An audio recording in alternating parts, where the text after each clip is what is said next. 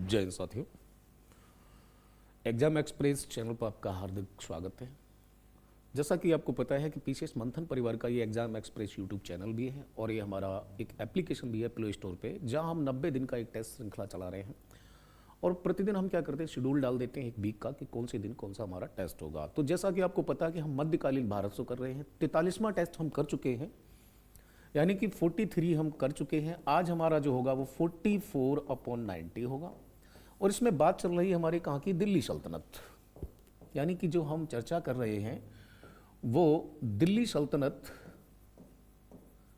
और उसके साथ में आप देखेंगे तो कुछ दक्षिण भारत, यानी दक्षिण भारत में दिल्ली सल्तनत के ही समान कुछ क्षेत्रीय राजवंश और क्षेत्र उभर के आए थे, जिसमें आप देखते हैं अहमदनगर है, बीजापुर है, गोलकुंडा है, बरार है। और दिल्ली सल्तनत की आज जो हम बात करेंगे प्रशासनिक, राजनीतिक और आर्थिक और सामाजिक व्यवस्था के ऊपर है, और वही हम दक्षिण भारत के ऊपर भी लेंगे, खास करके विजयनगर साम्राज्य और उसके आसपास का जो एरिया है उसके ऊपर। तो आज हमारा टेस्ट जो है 44 है। चलिए आगे बढ़ते हैं। आज का हम क्वेश्चन नंबर 1 देखते हैं। क्वेश्चन नंबर है, वजीर के संदर्भ में कुछ स्टेटमेंट हैं, वो बताना है कि वजीर के बारे में कौन सा कथन सही है और कौन सा कथन सही नहीं है। आइए, 14वीं सदी में इसे राजस्व विशेषज्ञ माना जाता था, रेवेन्यू स्पेशलिस्ट, ठीक है। यह आय व्यय दोनों का प्रबंध करता था। तीसरा कह रहा है, फिरोज शाह तुगलक ने ख्वाजा जहां को अपना वजीर नियुक्त किया था। यानी बात किसकी हो रही है, फिरोज शाह तुगलक की, और कह रहे हैं कि ख्वाजा जहां को इन्होंने अपना वजीर नियुक्त किया था। पहला वाला स्टेटमेंट आपका करेक्ट है, क्योंकि 14वीं सदी में ये सबसे महत्वपूर्ण अधिकारी होगा। दूसरा वाला स्टेटमेंट जो है कि जो वजीर है जब वो राजस्व विशेषज्ञ है तो वही रखेगा एक्सपेंडिचर एंड गेन, यानी कि आय और व्यय का लेखा जोखा ही रखता है। गयासुद्दीन तुगलक और मोहम्मद बिन तुगलक दोनों के वजीर तो थे, लेकिन जो ये नाम दिया हुआ है ख्वाजा जहां, ये इनका नहीं था, इसलिए स्टेटमेंट दूसरा भी सही है, लेकिन तीसरा वाला हमारा गलत हो जाता है। अब तीसरा गलत होता तो तीसरा इसमें नहीं है, तीसरा इसमें नहीं, तीसरा इसमें भी है। पूछा क्या है, कौन सा सत्य है, तो क्या होगा, केवल 1 और 2 कथन सत्य हैं और हमारा जो कथन तीसरा वाला है वो गलत है। आगे बढ़ते हैं, इसके एक्सप्लेनेशन पे आते हैं हम। तो 14वीं सदी में केंद्रीय प्रशासन में महत्वपूर्ण पद था वजीर, जिसे राजस्व मामलों का विशेषज्ञ माना जाता था। इसे एक विस्तृत विभाग का प्रधान बना दिया गया जो आय व्यय दोनों का प्रबंध भी देखता था। आगे आइए। हाँ, फिरोज शाह तुगलक ने अपना वजीर इस्लाम में धर्मांतरित, यानी कि तेलंग ब्राह्मण, एक तेलंग ब्राह्मण थे, वो इस्लाम में कन्वर्ट हुए थे, उन्हें अपना वजीर नियुक्त किया था और उनका नाम था खान ए जहां। इस नाम को याद रखेंगे, खान ए जहां। ये किसके थे, ये फिरोज शाह तुगलक के थे, जबकि ख्वाजा जहां जो है वो किसके हैं, मोहम्मद बिन तुगलक के वजीर हैं, ठीक है। आगे बढ़ते हैं हम। अगला क्वेश्चन नंबर 2 है, बन्नी हट्टी युद्ध के बारे में कहा गया है कि बन्नी हट्टी को तालीकोटा का युद्ध भी कहते हैं, राक्षसी तंगड़ी का युद्ध भी कहते हैं। पूछ रहा है, यह युद्ध 4 दक्षिणी राज्यों के संघ तथा विजयनगर के मध्य हुआ था। बिल्कुल सही है। इस युद्ध के समय राम राय विजयनगर का राजा था, ये बात भी सही है।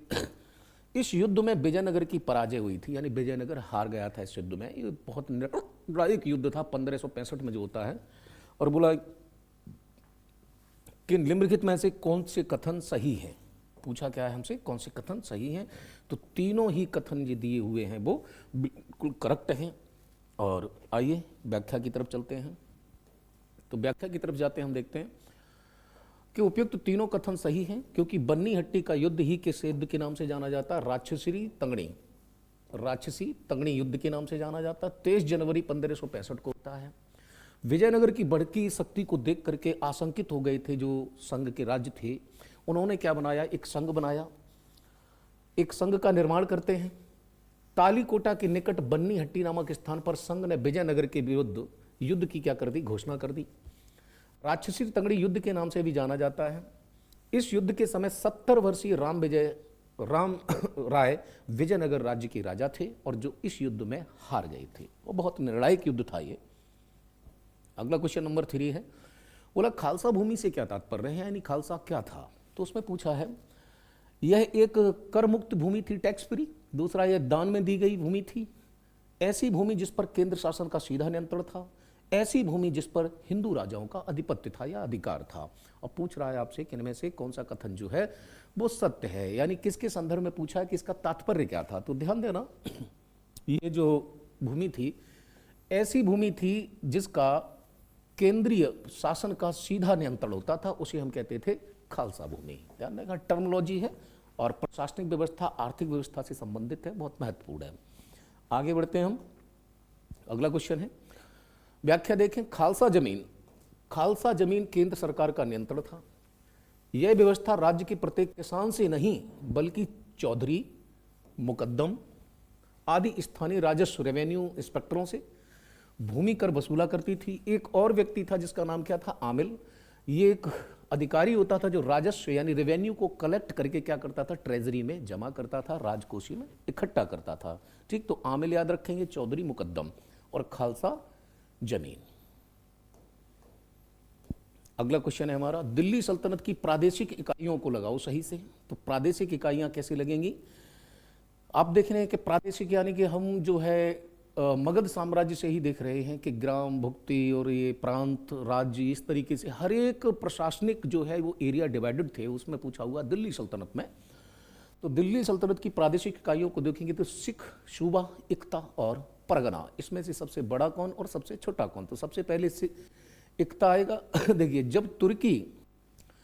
जब तुर्की ने भारत पर शासन किया तो कई प्रादेशिक इकाइयों में बांट दिया जिन्हें इक्ता कहा जाने लगा। इन इक्ताओं को देखिए, इक्ता व्यवस्था है, इन इक्ताओं को तुर्क अमीरों के हवाले कर दिया जाता था, जिन्हें युक्ति या एक और कहते थे वली। यही प्रदेश बाद में सूबे में परिवर्तित हो जाते थे और सूबे के नीचे की इकाई को क्या कहते थे, शिक। तो अब देखिए, आप सबसे पहले क्या होगा, इक्ता, सूबा और परगना। ठीक, तो ये इनका जो है एक डिविडेंट है कि किस प्रकार से कौन कौन सा इनका प्रशासनिक विभाजन था।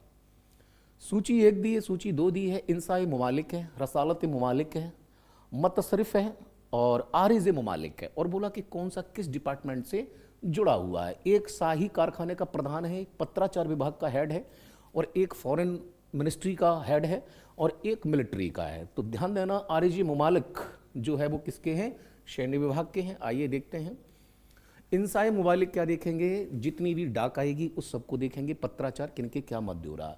रसालत मुमालिक क्या होते हैं, फॉरेन मिनिस्ट्री का हेड है। मतसरिफ जो है शाही कारखाने का प्रधान है और आरिज मुमालिक मिलिट्री यानी सैन्य विभाग का अधिकारी है। चाहे तो आप स्क्रीनशॉट ले सकते हैं क्योंकि यहाँ से क्वेश्चन बहुत ज़्यादा बनते हैं आयोग द्वारा।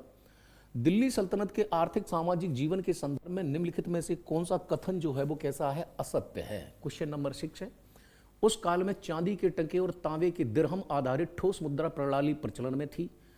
भारत पश्चिम एशिया के से साटन, कांच के बर्तन तथा घोड़ों का आयात करता था। कहाँ से, पश्चिम एशिया से। बात ये भी सही है, लोहे की रकाबों का प्रयोग अधिकाधिक प्रचलन में था। रकाब, जो रकाब होती है वो तस्तरी या थाली या प्लेट को कहते हैं हम। तो बोल रहा है कि लोहे की रकाबों का प्रयोग अधिकाधिक प्रचलन में था, ये बात भी सही है। उस काल में भारत फारस की खाड़ी और लाल सागर के समीप देशों के साथ व्यापार नहीं करता था। बात गलत है, व्यापार करता था। ठीक, तो आंसर क्या होगा हमारा, डी। चलिए देखते हैं, भारतीय माल विशेषकर कपड़े और प्रसिद्ध हो चुकी थी, अतः उस काल में भारत इनके साथ भी क्या करता था, व्यापार। क्योंकि भारतीय कारीगरों की कुशलता इतनी सफल थी कि लाल सागर और फारस की खाड़ी के आसपास के देशों से आज भी आप देखते तो अरब प्रायद्वीप से हमारा कहीं ना कहीं व्यापार होता है। अमेरिका, चाइना के बाद में यूएई के साथ में भी भारत के बहुत अच्छे संदर्भ हैं। दिल्ली सल्तनत के शासक जवाबित का प्रयोग करते थे। यह किससे संबंधित था, तो देखिए, भूमि की गुणवत्ता के आधार पर भू राजस्व की दर को मापने वाला यंत्र नहीं, ऐसा नहीं हो सकता। उलेमाओं को दिया जाने वाला अतिरिक्त भुगतान, इक्ते द्वारा दिया जाने वाला अतिरिक्त भुगतान, राजकाज चलाने हेतु सुल्तान द्वारा बनाए गए विनियम। हाँ, इसका आंसर होगा डी, यानी कि जो सुल्तान होता था वो कुछ ऐसे आदेश और निर्देश भी जारी करता था, बोला कि जो शासन को चलाने में मदद करेंगे, कामकाज में प्रयोग किए जाएंगे। ऐसे ही जो है नियमों को बोलते थे जवाबित। व्याख्या देखते हैं हम, देखिए, दिल्ली सल्तनत के शासक राजकाज चलाने के लिए मुस्लिम कानून के अलावा यानी शरिया कानून के अलावा अपनी जरूरत विनियम बनाते थे, जिन्हें जवाबित कहा जाता था। विजयनगर के शासक कृष्णदेव राय ने अपनी कराधान व्यवस्था में भूमि की गुणवत्ता के आधार पर भू राजस्व की दर निर्धारित की थी। Very good. दिल्ली सल्तनत में फवाजिल प्रचलन में था, जिसका आशय है इक्तेदारों द्वारा सरकारी खजाने में जमा की जाने वाली अतिरिक्त राशि। तो जवाबित और फजाविल, इन दो चीज़ों को आप याद रखेंगे, फवाजिल और जवाबित। आगे आते हैं, क्वेश्चन नंबर हमारा 8 है। चलिए, इक्ता प्रणाली के संदर्भ में कुछ कहा गया है। कह रहा है कि इक्ता, बार बार कह रहा हूं, इल्तुतमिश ने प्रारंभ किया। इक्ता क्या था कि सैनिकों को नगद वेतन न देकर के, अमीरों को नगद वेतन न देकर के भूमि का एक टुकड़ा दिया था, जहां से वो रेवेन्यू कलेक्ट करते थे और अपनी सैलरी प्राप्त करते थे।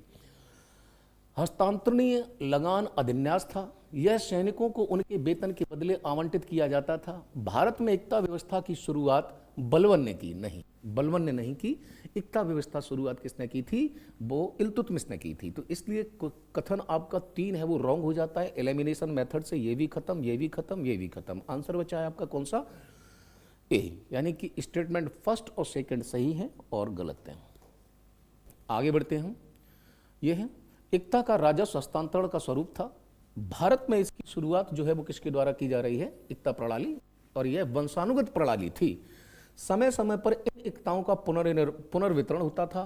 पदाधिकारियों को सैनिक सेवा के लिए प्रस्तुत रहना पड़ता था, यानी कि जिसे इक्ता दिया जाएगा तो मिलिट्री सर्विस के लिए उसे प्रॉपर प्रिपेयर रहना पड़ेगा। आइए आगे बढ़ते हैं। क्वेश्चन नंबर 9 है, दिल्ली सल्तनत में जिम्मी किसे कहते थे?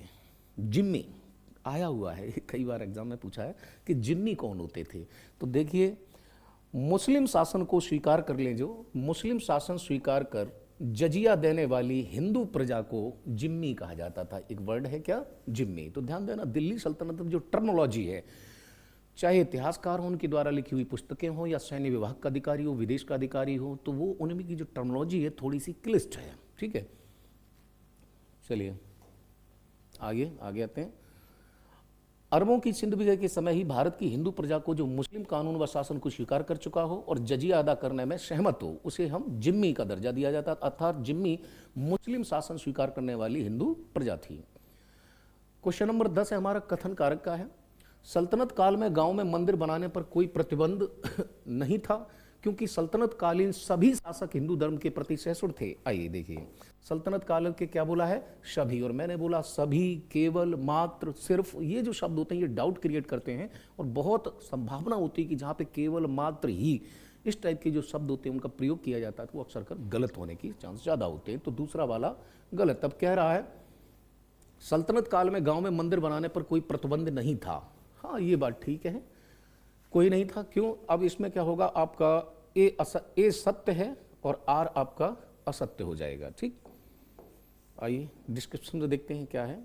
सल्तनत काल में गांव में मंदिर बनाने पर कोई प्रतिबंध नहीं था, क्योंकि इस्लाम के अनुयायी नहीं थे। जो भी थे बाहरी थे, वो कहाँ के रहते थे? शहरों में। सल्तनत कालीन सभी शासक हिंदू धर्म के प्रति सहिष्णु नहीं थे, बल्कि कुछ ही शासक थे, जैसे मोहम्मद बिन तुगलक।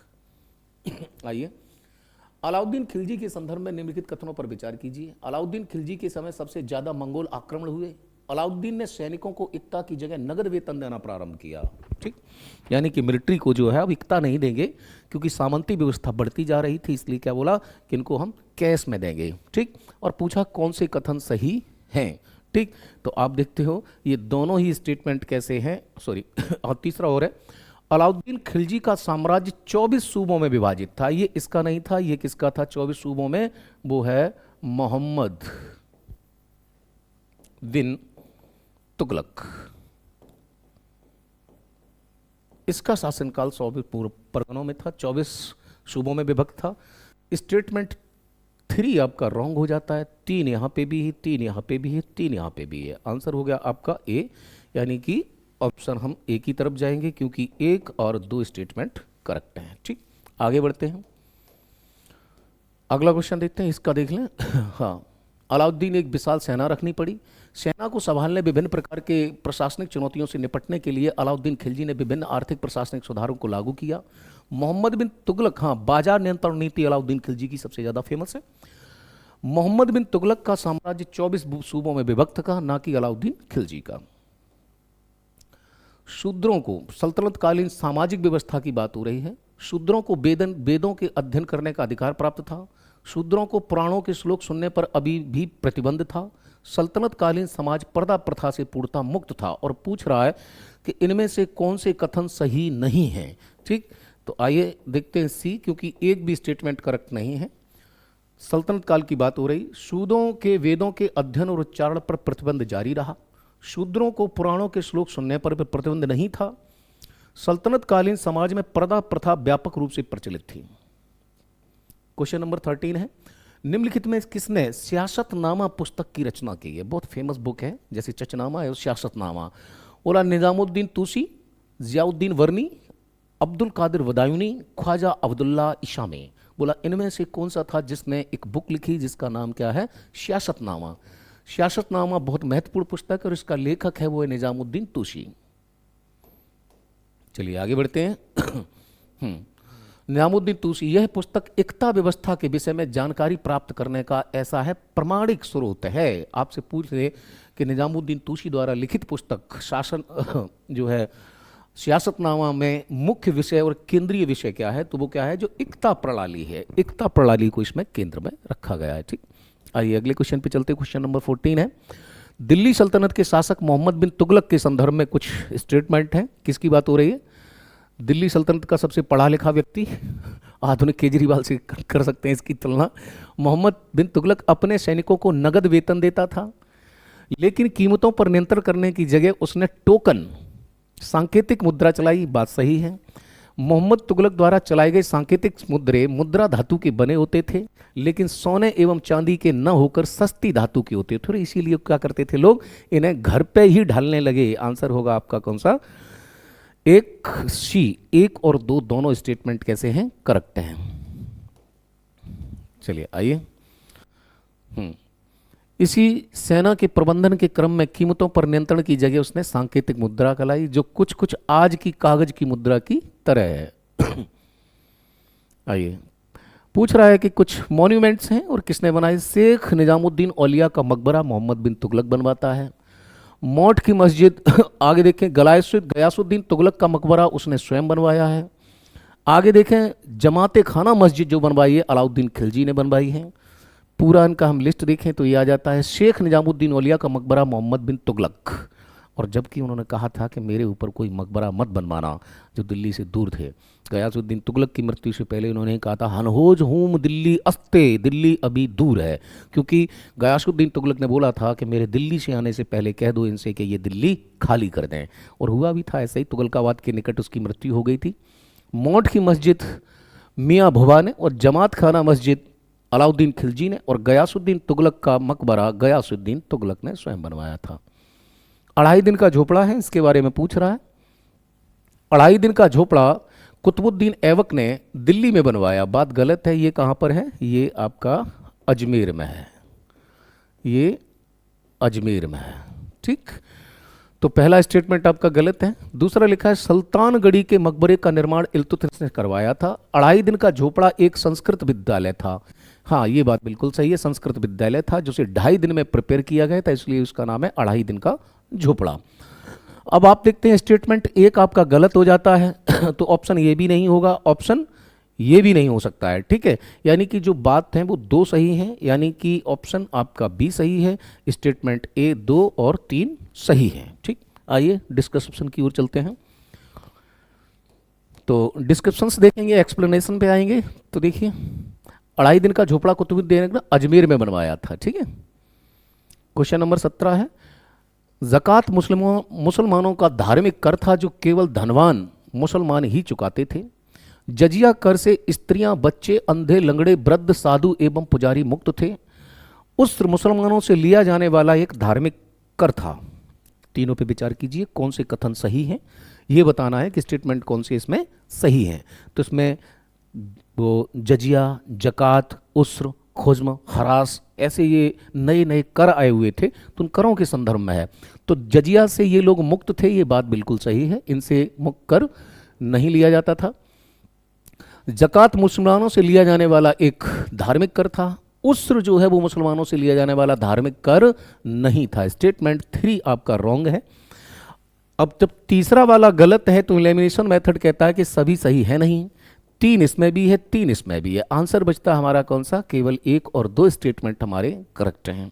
आइए आगे देखते हैं डिटेल इसकी। तो जकात मुसलमानों से धार्मिक कर था। जजिया कर से ब्राह्मण, स्त्रियां, बच्चे, अंधे, लंगड़े, वृद्ध, साधु एवं पुजारी मुक्त थे। परंतु फिरोज शाह तुगलक ने ब्राह्मणों पर भी जजिया कर लगाया। आप देखिए कि ब्राह्मणों पर जजिया लगाने वाला जो पहला शासक होगा वो कौन होगा? फिरोज शाह तुगलक होगा। ब्राह्मणों पर भी जजिया लगाया उसने।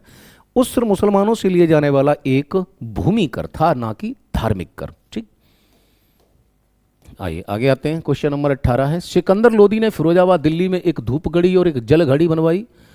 सल्तनत युग में हिंदुओं की जातीय व्यवस्था में कुछ कमी आई थी। कौन से कथन सही हैं? ये दोनों ही स्टेटमेंट आपके कैसे हैं? दोनों ही स्टेटमेंट क्या हो रहा है? हिंदुओं की जाति व्यवस्था में कुछ कमी आई थी। हाँ, कुछ तो आया था। जब मुस्लिम भारत में आए तो उन्होंने इस प्रकार से यहाँ की सिस्टम व्यवस्था को ऐसा किया कि यहाँ पर जो हमारे यहाँ जो जाति व्यवस्था थी उसमें थोड़ा सा डाउनफॉल मिलता है।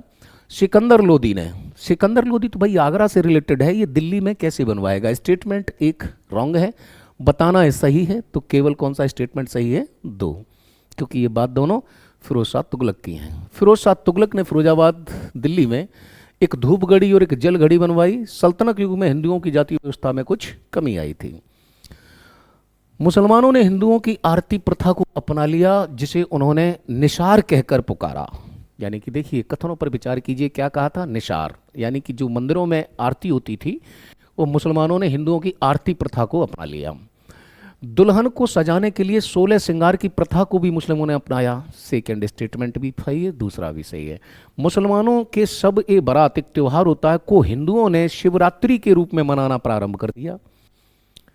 उपयुक्त में से कौन से कथन सही हैं? अरे सभी बारात तो आज जानते भी नहीं हैं। शिवरात्रि सबसे बड़ा पर्व है, तो शिवरात्रि को उन्होंने सभी बारात के रूप में मनाना स्टार्ट किया, ना कि हिंदुओं ने। ठीक है, यानी कि तीसरा स्टेटमेंट है जो वो यहाँ पर गलत है। ठीक है, आइए तो इसलिए आंसर क्या होगा आपका?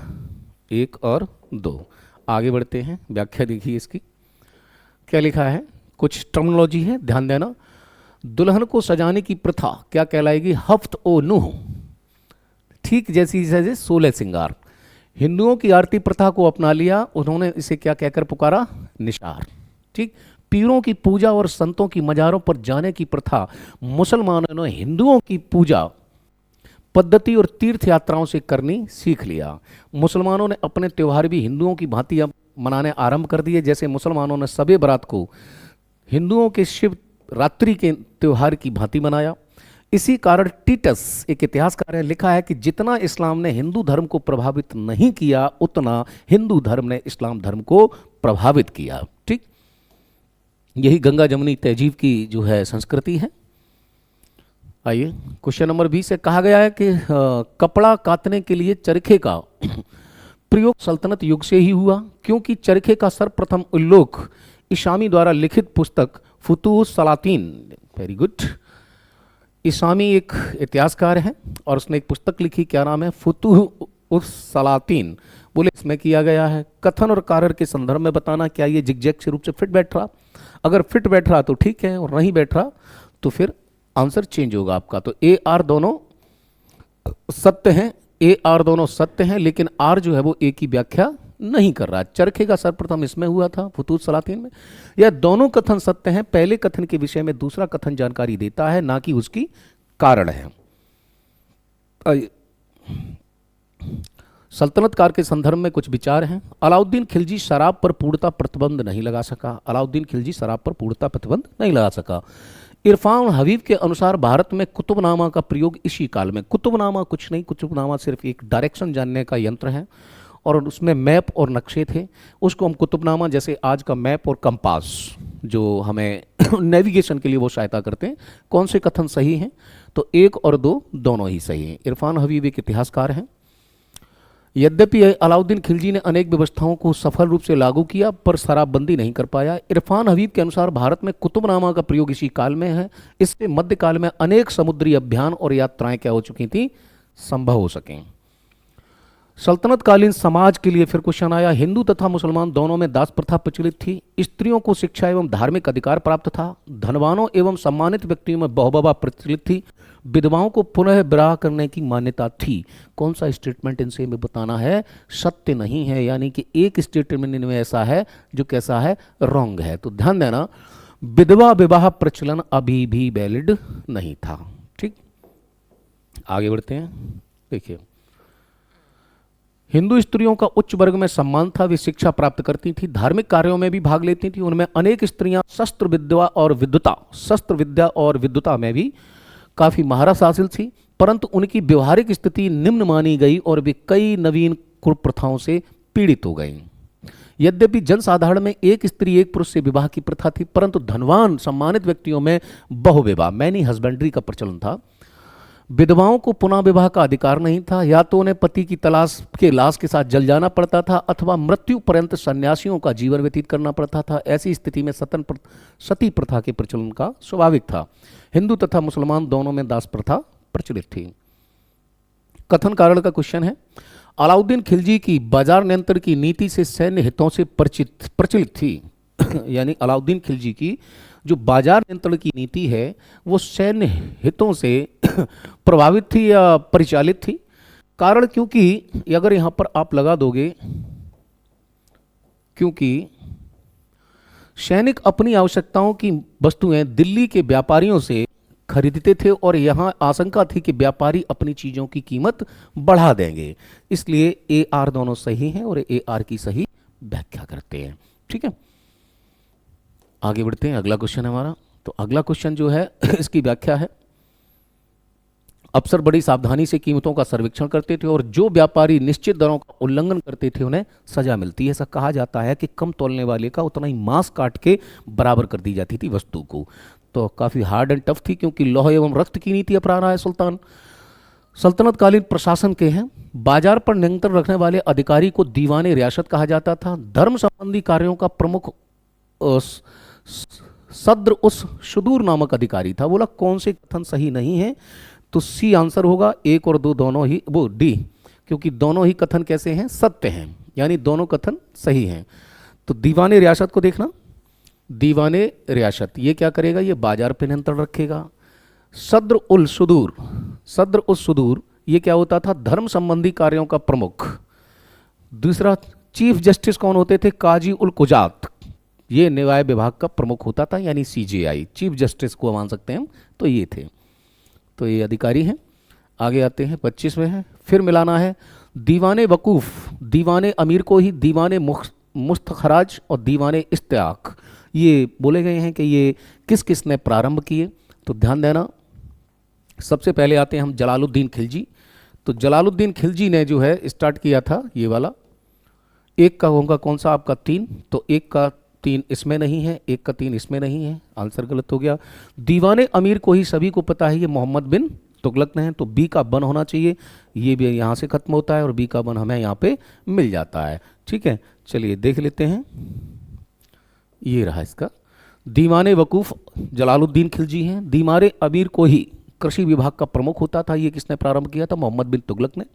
दीवाने मुस्तखराज अलाउद्दीन खिलजी का है और दीवाने इस्तेआक ये फिरोज शाह तुगलक का अधिकारी था। चलिए आगे आते हैं। चचनामा पुस्तक के संदर्भ में कुछ बातें हैं और उसमें से एक बात देखनी है कि जो कैसी है वो गलत है। किसके बारे में, चचनामा बुक है और इसमें चुनना क्या है जो असत्य है। प्रारंभिक मध्यकाल में भारत के सिंध क्षेत्र पर होने वाले अरबों के आक्रमण की जानकारी प्राप्त होती है, सही है। यह पुस्तक एक गुमनाम लेखक के द्वारा, तुर्की भाषा नहीं भाई, अरबी भाषा है। ठीक, तो पेरीफेरल और अरेबियन शी एक पुस्तक मिलती है ना जो गुमनाम की है, ऐसे ये गुमनाम पुस्तक है, तुर्की भाषा में नहीं, ये अरबी भाषा में लिखी हुई है। तो आंसर आपका क्या होता है कि कौन से कथन असत्य हैं, तो केवल दूसरा वाला स्टेटमेंट है वो गलत है, क्योंकि यह जानकारी देने वाली महत्वपूर्ण है और अरबी में लिखी गई है। 27, जियाउद्दीन वर्नी एक क्या है, एक शासक है, एक इतिहासकार है जियाउद्दीन वर्नी, और इसमें से असत्य कथन का चुनाव करना है। समकालीन इतिहासकारों में जियाउद्दीन वर्नी भारत में पैदा हुआ प्रथम इतिहासकार है, दैट्स करेक्ट, नो डाउट। इसे अबुल फजल का पूर्वगामी के रूप में माना जाता है, अबुल फजल नहीं। आइए, तो स्टेटमेंट कौन सा, दूसरा वाला आपका रॉन्ग है। ठीक, दूसरा वाला रॉन्ग है। देखिए, सल्तनत काल के समकालीन इतिहासकारों में जियाउद्दीन बर्नी भारत में पैदा हुआ प्रथम इतिहासकार है, बिल्कुल सही है। निज़ामी महनाज और सिराज भारत के बाहर के मुस्लिम देशों से आकर यहाँ बस गए। वह सूफी संत निजामुद्दीन औलिया का शिष्य था। कौन, बात हो रही है किसकी जो जियाउद्दीन बर्नी निजामुद्दीन औलिया का शिष्य था। उसने मोहम्मद तुगलक के शाही दरबार में प्रवेश किया तथा 17 वर्षों तक उनका संरक्षण प्राप्त किया। बर्नी ने अनेक पुस्तकों की रचना की, जैसे तारीख फिरोजशाही, फतवाए जहांदारी। इसकी दो फेमस बुक हैं, याद रखना, तारीख फिरोजशाही और फतवाए जहांदारी। ठीक, कुब्बतुल इस्लाम मस्जिद के संदर्भ में कुछ बातें हैं और उसमें सत्य कथन का चुनना है। यह हिंदू मुस्लिम शैली की प्रथम इमारत है। यह तुर्कों के द्वारा भारत में बनाई गई पहली मस्जिद थी। बिल्कुल सही बात है, दोनों स्टेटमेंट करेक्ट हैं, दोनों स्टेटमेंट करेक्ट हैं। ठीक है, हिंदू मुस्लिम शैली पे निर्मित प्रथम इमारत है, दिल्ली में स्थित है, भारत में बनाई गई पहली मस्जिद थी। इसका निर्माण आधुनिक दिल्ली से 12 मील दूरी पर मेहरौली गांव में हुआ था। दिल्ली विजय के उपलक्ष्य में तथा इस्लाम धर्म को प्रतिष्ठित करने के लिए ऐबक ने, कुतुबुद्दीन ऐबक ने, जैसे कि 2.5 दिन का झोपड़ा वैसे ही कुब्बत उल इस्लाम मस्जिद का निर्माण कराया था। अलाउद्दीन खिलजी ने सीरी शहर में 1000 स्तंभों वाला हजार शीतून महल का निर्माण करवाया। खिलजी वंशियों ने अष्टभुजीय मकबरों के निर्माण की प्रथा प्रारंभ की। और पूछा आपसे कौन से कथन सत्य है, तो ध्यान देना, इसमें जो स्टेटमेंट है केवल आपका एक सही है, ये वाला गलत है, क्योंकि इसका आंसर होगा तुगलकों के द्वारा, तुगलक शासकों या सुल्तानों के द्वारा जो अष्टभुजीय मकबरे हैं उनका प्रारंभ हुआ था, ना कि खिलजी के द्वारा। ठीक, आगे बढ़ते हैं। क्वेश्चन नंबर 29 है, 1000 स्तंभों वाला एक निर्माण करवाया था जिसे हजारी स्तून कहा जाता है। तुगलक वंशजों ने अष्टभुजीय मकबरों का निर्माण की प्रथा प्रारंभ की थी। मोहम्मद बिन तुगलक के संदर्भ में निम्नलिखित कथन है, उनका चयन करें। सत्य कथन पहचानना इसमें से। मोहम्मद बिन तुगलक ने दिल्ली के समीप एक नया शहर जहांपना नगर बसाया था, जिसे दिल्ली के 7 शहरों में चौथा कहा गया है। ध्यान देना, दिल्ली 7 बार उजड़ती है और 7 बार बसती है, और इसमें चौथी जो दिल्ली है वो कौन सी है, जहांपना नगर। ये वही जहांपना नगर जहां हुमायूं गिरेगा सीढ़ियों से और क्या हो जाएगी, डेथ हो जाएगी। तो आंसर क्या है, देखिए आंसर सी। दोनों स्टेटमेंट कैसे हैं, करेक्ट हैं। देखिए, जिसे आदिलाबाद का किला भी कहा जाता है, किसे, जो जहांपना नगर है। निम्नलिखित कथनों पर विचार कीजिए। कृष्णदेवराय ने अदोनी के युद्ध में मोहम्मद शाह की सेना को बुरी तरह पराजित किया। इन्होंने अपने पुत्र की स्मृति में हासपेट नामक नगर बसाया था। कृष्णदेवराय की बात हो रही है, बहुत महत्वपूर्ण शासक हैं दक्षिण भारत से।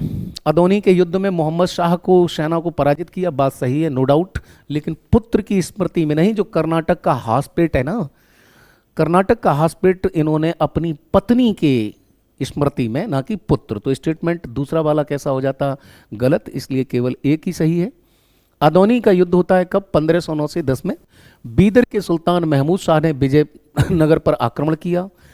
राय ने महमूद शाह की सेना को अदोनी के निकट बुरी तरह पराजित किया। इस युद्ध में बीजापुर का सुल्तान यूसुफ आदिल शाह मारा गया। ये मोस्ट इंपॉर्टेंट है, किस युद्ध में मारा गया, अदोनी के में। कृष्णदेवराय ने अपनी पत्नी की याद में हासपेट नगर बसाया था। विजयनगर के संबंध में कौन सा कथन सही नहीं है, रॉन्ग पूछ रहा है। विजयनगर साम्राज्य का शासन राजतंत्र आत्मात्मक था, राजा को राय कहा जाता था। बिल्कुल सही आंसर, कोई दिक्कत नहीं है, हाँ सही है ये स्टेटमेंट। उत्तराधिकारी का चयन राजा की मृत्यु के पश्चात योग्यता के आधार पर होता था। राजा को सलाह एवं परामर्श देने के लिए राज परिषद नामक एक संस्था होती थी। विजयनगर साम्राज्य में विवाह कर भी लिया जाता था, यानी विवाह कर भी लिया जाता था, राजा को सलाह भी दी जाती थी, लेकिन राजा की मृत्यु के बाद नहीं, राजा जीते जी अपना उत्तराधिकारी क्या कर देता था, डिक्लेयर कर देता था, घोषित कर देता था। ये है, आइए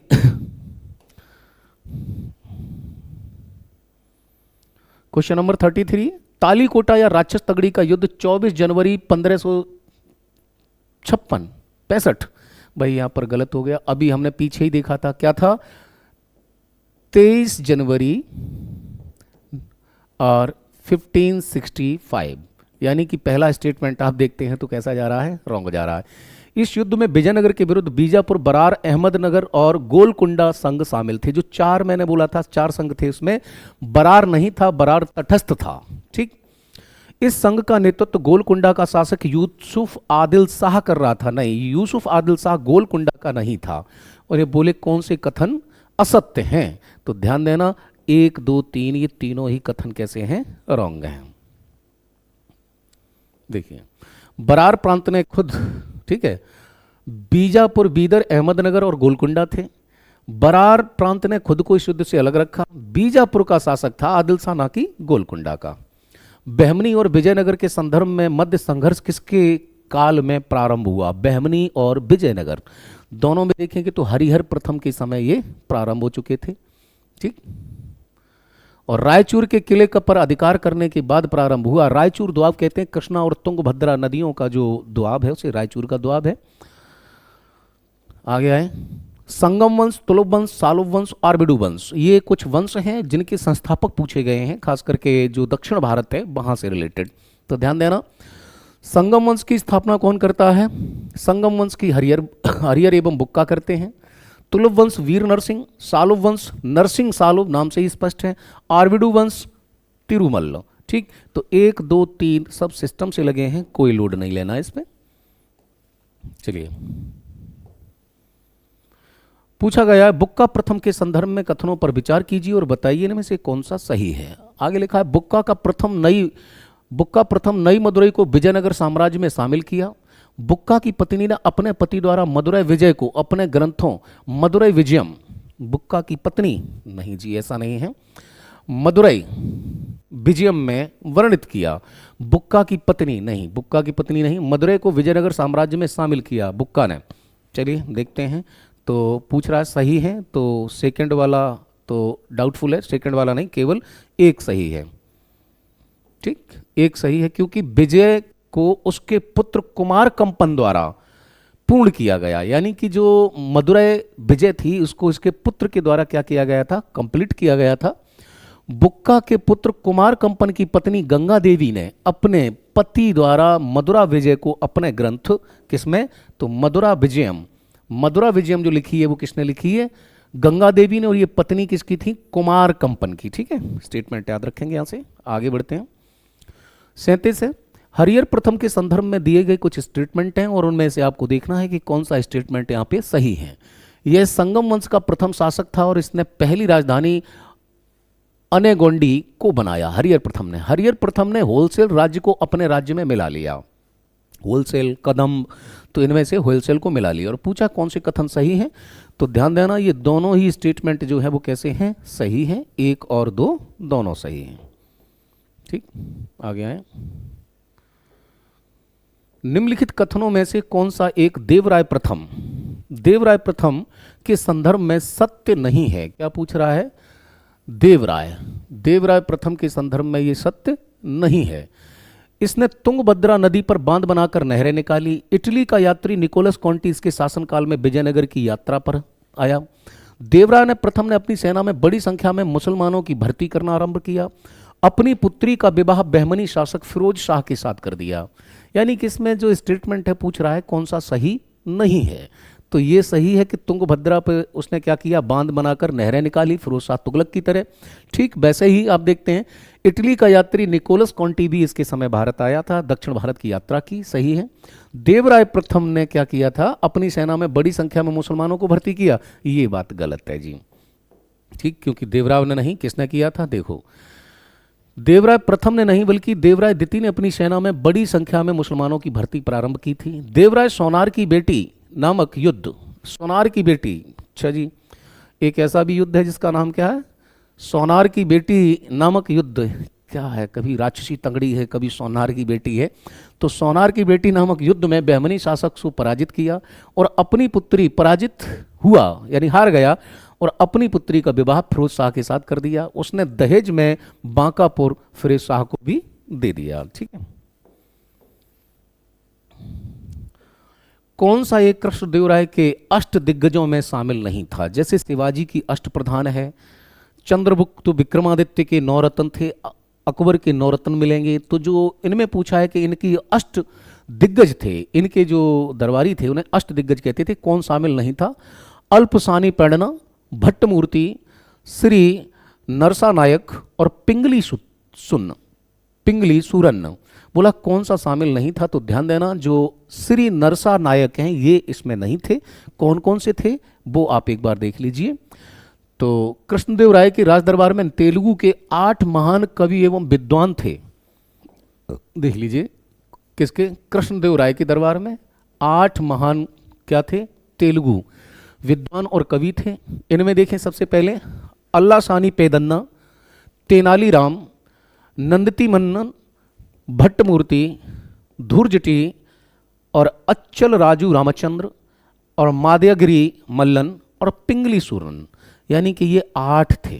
ठीक, और जो उसमें दिए हुए थे वो नहीं थे। ठीक, आगे की ओर मूवमेंट करते। क्वेश्चन नंबर हमारा 40 है, कथन कारण का है। हरियर एवं बुक्का ने दक्षिण भारत में कंपिली के विद्रोह को सफलतापूर्वक समाप्त किया, क्योंकि दक्षिण के विद्रोह को दबाने के लिए मोहम्मद बिन तुगलक ने हरियर एवं बुक्का को मुक्त कर सेनापति बनाकर भेजा था। यानी कि इनको पहले मोहम्मद बिन तुगलक कैद कर लेता, फिर इनसे कहता है कि आप हमारे चीफ एंड कमांडर आर्मी के बनो और दक्षिण भारत को जाओ और वहां पर विजय करो। तो ए आर दोनों सही हैं और ए आर की बिल्कुल सही व्याख्या भी कर रहा है। ठीक है, ठीक।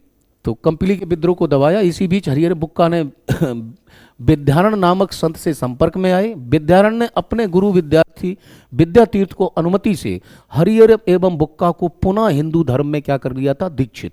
यानी कि पहले क्या बने, मुस्लिम, जेल में थे, लेकिन जैसे ही ये वापस आए तो जब युद्ध जीत लिया उसके बाद में ये मिले थे, किससे मिले थे, विद्यारण। तो विद्यारण के संपर्क में आने के बाद में उन्होंने अपने गुरु विद्यातीर्थ की अनुमति से, उन्होंने अपने गुरु से पूछा था, कौन थे, विद्यातीर्थ। बोला क्या इन्हें पुनः हिंदू धर्म में वापस लिया जाए, उन्होंने बोला हाँ ठीक है ले लो।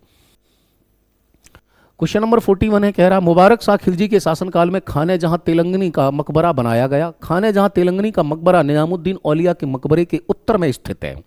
ठीक, तो मुबारक शाह खिलजी के शासनकाल में खाने जहां तेलंगी का मकबरा बनाया गया, लेकिन आप देखते हैं और कथन असत्य हैं। तो कथन ये दोनों ही स्टेटमेंट रॉन्ग हैं, क्योंकि मुबारक शाह के समय नहीं बनता है और जो ये मकबरा है ये उत्तर में नहीं है निजामुद्दीन औलिया की दरगाह से, बल्कि कहाँ पर है, दक्षिण में है। आइए आते हैं देखते हैं क्या कह रहा है। सी, दोनों ही कथन गलत थे, क्योंकि फिरोज तुगलक के शासनकाल में उसके प्रधानमंत्री खाने जहां तेलंगी का मकबरा भी बना।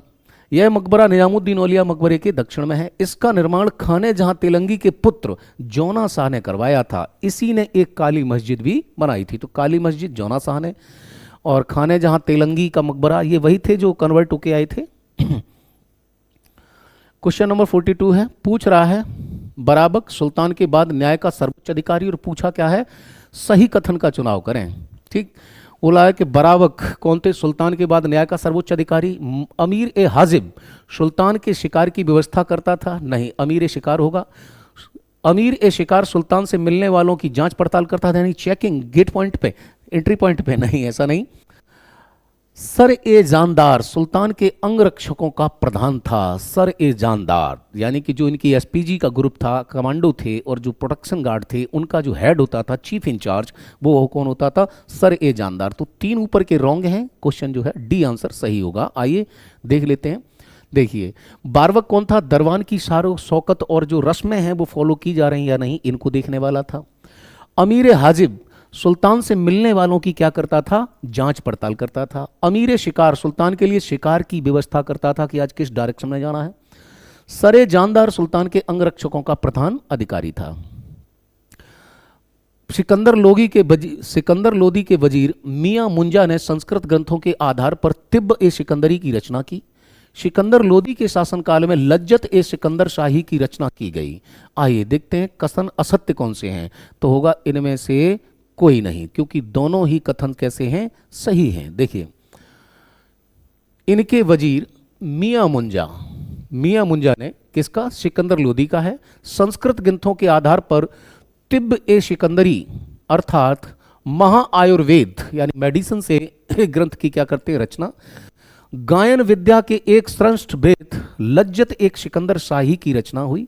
सिकंदर लोदी गुलरुखी नाम से स्वयं भी फारसी में क्या लिखता था, कविताएं लिखा करता था। तो दोनों ही स्टेटमेंट सही हैं। उसमें पूछा था कौन सा सही नहीं है, तो इसलिए आंसर हमारा डी था कि ना तो 1 और ना ही 2।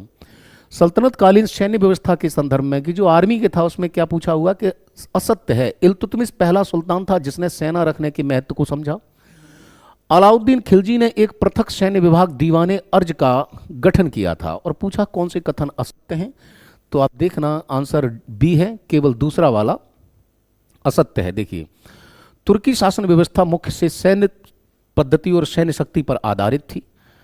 संगठित शक्तिशाली सेना की आवश्यकता सुल्तान को रहती थी। सैन्य संगठन मुख्यतः तुर्की अथवा मंगोल पद्धति पर आधारित था। इल्तुतमिश प्रथम सुल्तान था जिसने सेना रखने की आवश्यकता को समझा, उसे कार्यरूप दिया। उसके काल में प्रांतों की सेना को हस्म ए अतराफ तथा शाही सेना को हस्म ए कल्ब।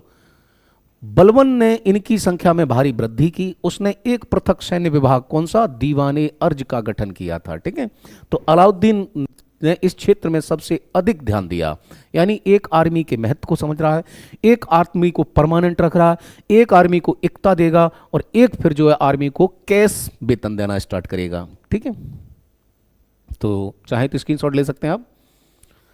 आगे बढ़ते हैं, क्वेश्चन नंबर 45 है, फिर वही है। मियां मुंजा आपको पता ही है किसके समय है, सिकंदर लोदी के समय। ए का क्या हो जाएगा 2। अभी अभी आपने देखा मियां मुंजा ने संस्कृत में ग्रंथ की रचना की। ठीक है, महा आयुर्वेद, तो वो सिकंदर लोदी के समय है। और अगर देखेंगे तो यहाँ नहीं, केवल एक में ही मिल रहा है। बी का बर है, खाने जहां मकबूल फिरोज तुगलक के संरक्षक, फिरोज तुगलक का वजीर होता है। और ख्वाजा जहां आप देखते हैं तो किसका है, ख्वाजा जहां को देखेंगे तो वो मोहम्मद बिन तुगलक का है। और निज़ाम उल मुल्क जुनैदी वो किसका होता है, वो इल्तुतमिश का होता है। ठीक है, चलिए आइए लिस्ट को देख लेते हैं कैसे लगेंगे इनको। हाँ, खाने जहां मकबूल फिरोज तुगलक का, ख्वाजा जहां मोहम्मद तुगलक का, निज़ाम उल मुल्क जुनैदी इल्तुतमिश का। 46 है, बुक्का प्रथम के संदर्भ में कुछ कथन है, उसमें से सही स्टेटमेंट को आपको चयन करना कि सही स्टेटमेंट हमारा क्या है। तो कहा है इसी के काल में ही रायचूर दोआब को लेकर विजयनगर और बहमनी साम्राज्य के बीच संघर्ष प्रारंभ हुआ। इसने वेद मार्ग प्रतिष्ठापक की उपाधि धारण की।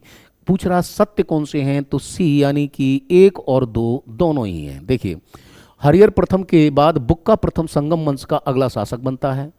इसी के काल में ही रायचूर दोआब, जैसा मैंने पूर्व में आपसे कहा था, कृष्णा और तुंगभद्रा नदियों के बीच का जो दोआब है उसे रायचूर दोआब को लेकर विजयनगर और बहमनी राज्य के बीच संघर्ष प्रारंभ हुआ। इसने वेद मार्ग प्रतिष्ठापक की उपाधि धारण की। इसके काल में उसके पुत्र कंपन, देखिए भाई अभी आया कंपन, मदुरा विजय को किया। इसकी जानकारी कंपन की पत्नी गंगा देवी के द्वारा रचित मदुरा विजयम नामक पुस्तक से मिलती है। इसे हम पूर्व में अभी डिस्कस कर चुके थे। आइए आगे बढ़ते हैं। 47, विजयनगर साम्राज्य सत्य कथन का चयन करें। विजयनगर साम्राज्य में मालाबार तट पर सबसे महत्वपूर्ण बंदरगाह कालीकट था, यानी मालाबार तट वही है जो केरल के तट है। बोला है कि विजयनगर काल का सर्वाधिक प्रसिद्ध सिक्का सोने का बराह था। बोले कि स्टेटमेंट कौन कौन से करेक्ट हैं, तो ध्यान रखना स्टेटमेंट 1 और 2 दोनों ही करेक्ट हैं। आंसर हमारा सी होगा। देखिए, विजयनगर काल का सर्वाधिक प्रसिद्ध सिक्का सोने का बराह था जिसका वजन 52 ग्रैन होता था। इसे विदेशी यात्रियों ने, खास करके किसने, हूड़, विदेशी यात्रियों ने हूड़, परदौस या पैगोड़ा कहा है। जैसे गोल्डन पैगोड़ा, ब्लैक पैगोड़ा, ऐसे ही पैगोड़ा, परदौस या फिर हूड़ कहा है किसको, जो बराह सिक्का था 52 ग्रैन का सोने का। आइए 48, विजयनगर काल में सैन्य विभाग को कंदाचार कहा जाता था।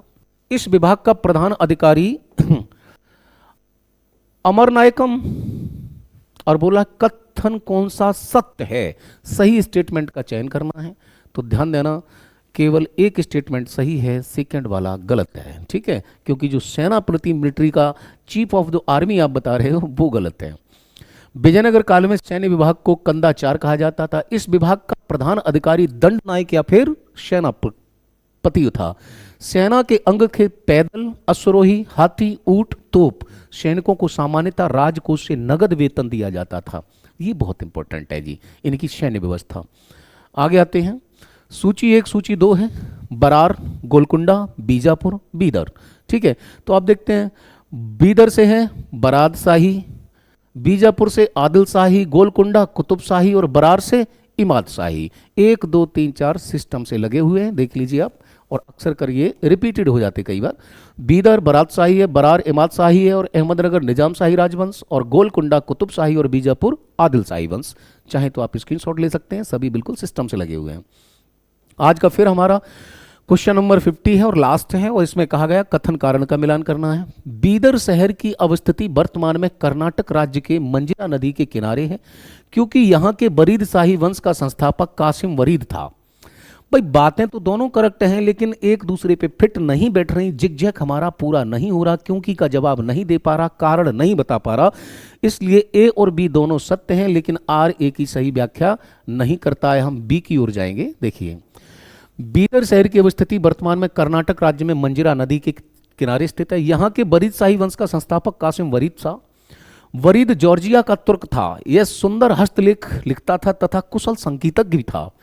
इस वंश का प्रथम शक्तिशाली शासक अली वरीद था। उसने अपने चातुर्य के कारण रुक ए दक्कन कहा जाता है। ठीक है, तो ये आज का स्टेटमेंट था।